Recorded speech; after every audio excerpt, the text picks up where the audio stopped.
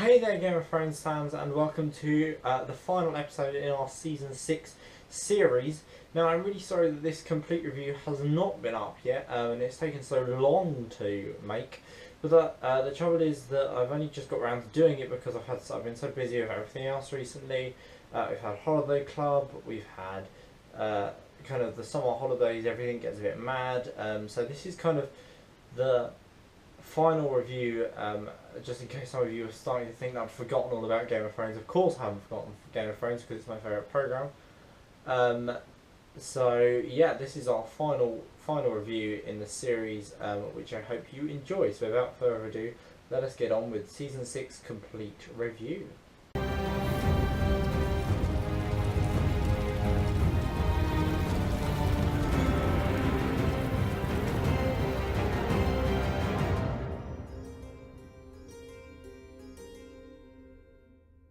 I should have said as well, sorry that this is after the title sequence and it's normally before. A quick spoiler alert for all of those who haven't watched Season 6 yet or haven't watched Game of Thrones at all. This will be spoiling some major events from Season 6 of Game of Thrones. So just be prepared to hear spoilers. So if you haven't watched Season 6 yet, go and watch that before coming back and watching my entire review series for Season 6. So we're going to start today with my top 5 events of the season. So Season 6 top 5 events. At number 5 then we have Jon Snow's resurrection in episode 2, Home. Now obviously I think we all know the reason this is on my top 5 list, because it was so kind of amazing to see Jon Snow back. Obviously he died at the end of Season 5, in Season 5 episode 10, that was kind of the last shot we saw, and then it's the opening sort of shot of Season 6, sorry, he was still lying dead. So to see him be finally resurrected I think was just such a fantastic moment, and I really enjoyed that scene. At number 4 then we have Hold the Door scene, which I always dub Hold the Door scene, because I mean we all know what it is. If you watched it you know exactly what I'm talking about, and that is in episode 5, The Door. So that is kind of Hodor's death scene. It was a really sad scene, but also at the same time it's such a good action scene, and I think that was why it was so good, that it's why it stuck in my mind as definitely one of my favourite events of the season, because it was just so intense, but it was also really good at the same time because it had that emotion in there. It was kind of one of the main events that took place beyond the wall this year. We haven't really had much taking place beyond the wall other than that Bran has been having visions, but obviously the visions have been taking place elsewhere, so we haven't really seen much of that. So I think this was one of the main events that actually happened beyond the wall in the time frame that we are in Game of Thrones. At number 3 then, it is Daenerys' emergence from the Temple of the Dosh Khaleen, episode 4, Book of the Stranger. Now, this was such a fantastic scene for me because I just feel like it was such an achievement, because it showed that Daenerys had burnt all of the Khals and actually had power over men that she shouldn't have power, basically, according to the Khals, but she did have the power to basically just destroy them all, and it was just a fantastic scene where she burnt the building down and then emerged basically to see all of this whole massive Khalasar, all of the Dothraki basically, and then they obviously became her soldiers in the later episodes of the season. But yeah, that's a fantastic scene. It was just a brilliant emergence of Daenerys. I think this season for Daenerys has probably been her best one, because it's just been such a fantastic season for her. We finally progressed in her storyline a lot more than we had in the previous 5 seasons.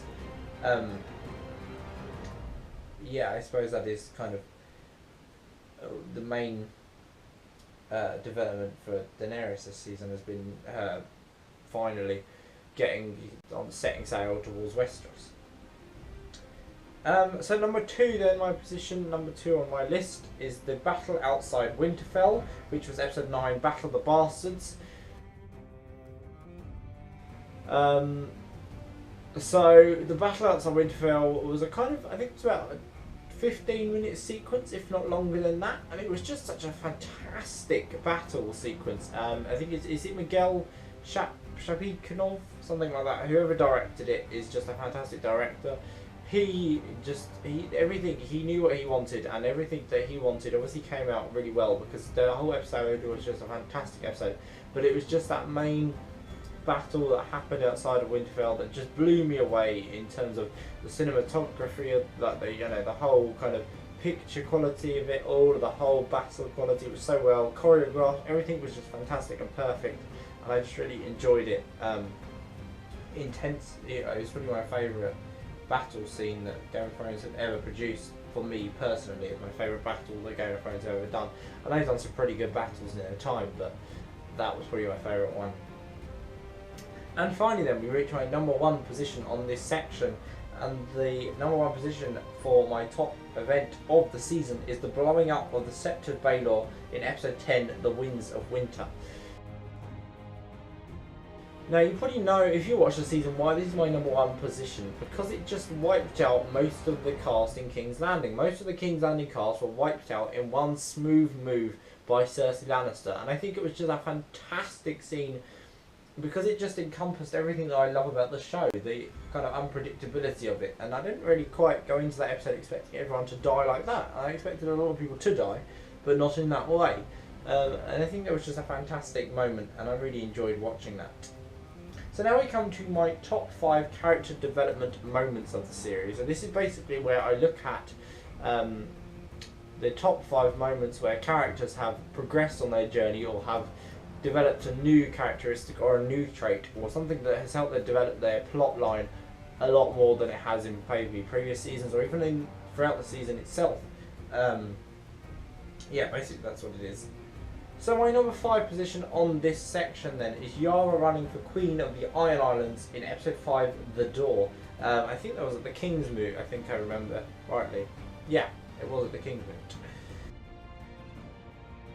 So this for me was just really good, because I think it really showed how Yara was not so much going to be sitting there idly while the men fought over the Iron Islands. She felt that she was a strong female character, she felt that she was the strongest candidate, so she went for it, and I think she did really well. I mean, obviously she didn't get Queen of the Iron Islands, but it really showed that she wasn't going to be a character anymore. She just sit idly on the sidelines. She wanted to be part of this great Game of Thrones that is happening kind of everywhere in Westeros now, not just in King's Landing.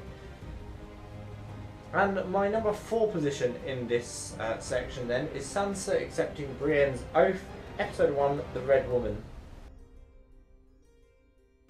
Now, I would say it's more of a character acceptance for Sansa, because in the previous season she did not want to take Brienne on as her knight in Shining Armor, not knight in Shining Armor, but you know what I mean, is her protector. However, this season she was quite happy for it to happen, because I think because she was running away from Winterfell and she needed people to protect her, and Brienne had helped her out and protected her at the beginning of that sequence. And I think for me it was just a fantastic moment where Sansa realised that actually Brienne was there to help her. She wasn't there to kind of be, I don't know, a hindrance to her. And it was just a really nice scene. And I think it also was a character development moment for Brienne as well, because it just gave her a new sense of purpose in life, where she's been a bit lost for the past couple of seasons since Lady Catelyn died. And I think that's why and also since she kind of left Jaime at the beginning of season 4.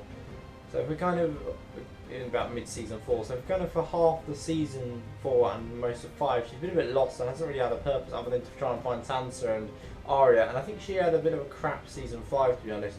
But yeah, we're there now with Brienne. I think she has a purpose, so that's good. At my number 3 position then on this list, Davos confronting Melisandre in episode 10, The Winds of Winter. Now, that was an intense scene, wasn't it, really? I mean, if you saw the scene and you know what I'm talking about, you'll know what I mean when I say intense. Davos, he is an odd character sometimes. You don't really know what he's going to do next. He is a little bit of an unpredictable character, but he is an unpredictable character in a good way. He's not really an unpredictable character in a bad way, because I don't think any of the characters are unpredictable in a bad way, other than maybe Ramsay, but that's obviously Ramsay is Ramsay. We can't really expect anything less of him.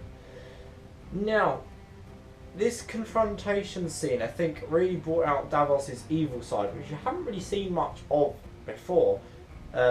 Because he cared so much for Shireen, and because he realised what Melisandre had done, I think he just really went rage on her, and I think that was a fantastic moment to see that just come out of him, really.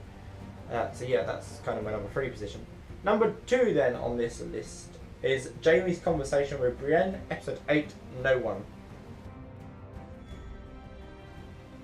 Now this particular moment for me was not necessarily an exciting moment, more of a quite saddening one, I just say, because it really brought out the human side of both Jaime and Brienne, I think, whereas before it had been quite hostile between the two of them. This time it seemed a lot more affectionate, and I think this time it made it seem a lot more like they didn't want to go to war with each other. They were there purely because they both wanted the same thing, but they didn't want to fight each other for it. And I think it was just a really sweet scene. It was really nice to see them reunited after kind of the whole of season 5 and half of 4 apart, and most of 6 actually, because they didn't actually reunite again until episode 8. So I think after basically about 2 seasons apart, it was really nice to see them reunite again. And then the first position on this list, number 1, is Tyrion becoming Daenerys' Hand of the Queen, episode 10, The Winds of Winter. So you can see a Winds of Winter seems to be cropping up a lot in this section. So yeah, I think it kind of speaks for itself. It was just quite a progressive moment. Bearing in mind he was Joffrey's Hand of the King for a while, and now he is Daenerys' Hand of the Queen. What will the difference be? I mean, will he still be as good an advisor to her? Of course he will. It's Tyrion Lannister. He seems to be probably the best character to have as a Hand of the King. He's always given good advice before, so I think we'll be able to see him become a lot more important in Daenerys' council, in Daenerys' bid for power next season when she arrives in Westeros. And I think he's just going to be playing an important role in her life generally, but not in a kind of lover way. I think just as a chief advisor, and you know, he's just a very good character to have around. I think he's a very good person to have around. So now we're going to move on to my least favourite 3 episodes, if you can call them that, because every episode this season has just been immensely fantastic and just amazing. So basically I had to choose 3 episodes which were my least favourite, which was not an easy task at all, but I managed to narrow it down to my 3. So at number 3 then is episode 7, The Broken Man, just purely because it was a slightly slower plotline than the rest of the season. It sort of slowed things down a bit more before we picked it back up for the last 3 episodes, and I think that was why I had to choose this as my kind of 3rd place position, because it just didn't feel as on high point as the rest of it, the rest of the season. So that's why that's in my number 3 position. Number 2 was episode 6, Blood of My Blood. Again, it was quite a slow episode as far as I remember, but it just wasn't quite up to scratch as the rest of it. It wasn't quite the same level as the rest of it. And then my least favourite episode then of the season was actually episode 1, The Red Woman, purely because it just obviously had to set things up again after the end of season 5, which was again quite an explosive, if you pardon the pun, if I'm talking about season 6 finale.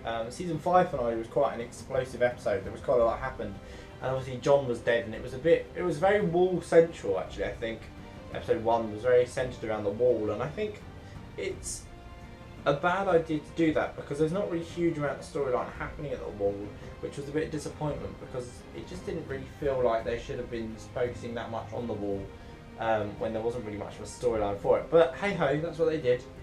And finally we come to my top 3 episodes then. So before we look at my rating and my overall conclusion for the season, we will look at my top 3 episodes. So at number 3, it is episode 5, The Door, purely because I think it just gave us so much more.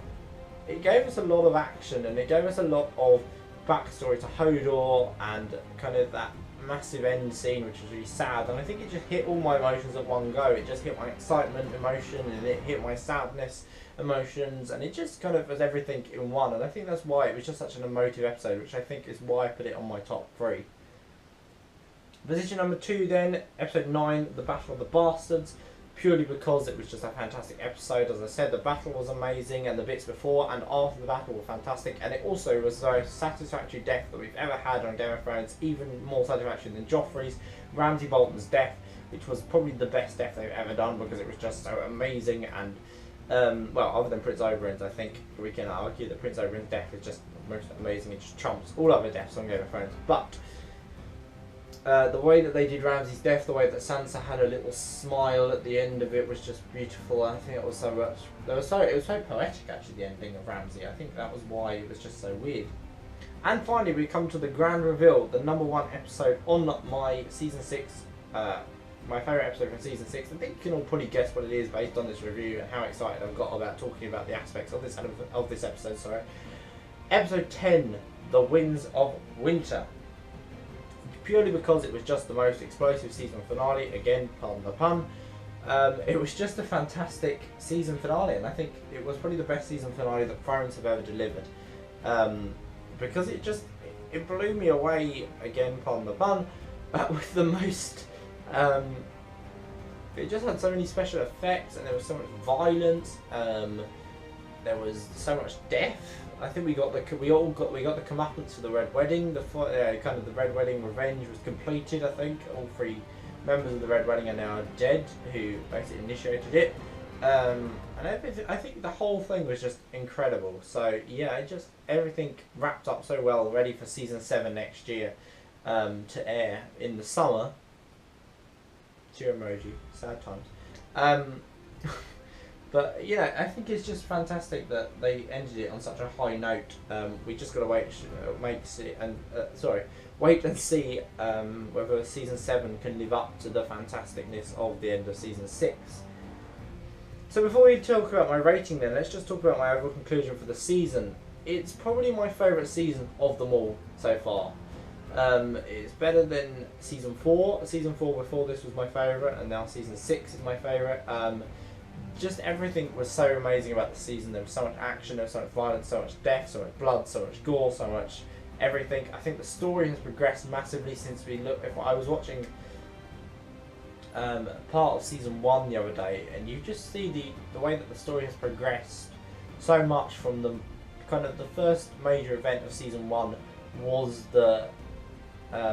was Bran being pushed out of a window, and that seems like a long time ago now. From what we've seen now, so yeah, I think it's just brilliant to see this show how much it's progressed over the past 6 seasons. So my overall rating then for the season, we are giving it a 9.5 out of 10, just because, which is an amazing score. The reason why it doesn't get 10 out of 10 is because some episodes, as I said, weren't quite as on par as the rest of the episodes. They were slightly slower, although they were still fantastic. They were just slightly slower and less plot propelled. Sorry. So yeah, it gets a 9.5 out of 10, purely on the basis that it was just a fantastic season. So that is it for my Game of Thrones Season 6 review series. We will be doing a Season 7 review series next year, but that is when it comes back in the summer. We'll also be doing Gotham Season 3 reviews, so make sure you check out them when they arrive. It airs on September the 19th or something like that, around that time in America, so we'll probably get it here in the new year. And as thank you guys so much for watching my Gotham reviews and my Game of Thrones reviews. I hope you've enjoyed both of them so much, and hopefully you go back and watch them again at some point just to recap before season 7 arrives. So yeah, thank you very much for watching, guys. I hope you have enjoyed this video. If you stuck with me to the end, thanks very much for keeping with me.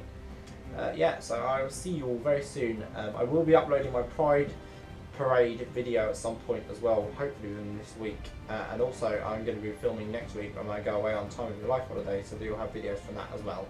So I'll see you all very soon, guys. Hope you've enjoyed this video. As I said again, sorry if I keep repeating that, and I'll see you all very soon. Bye!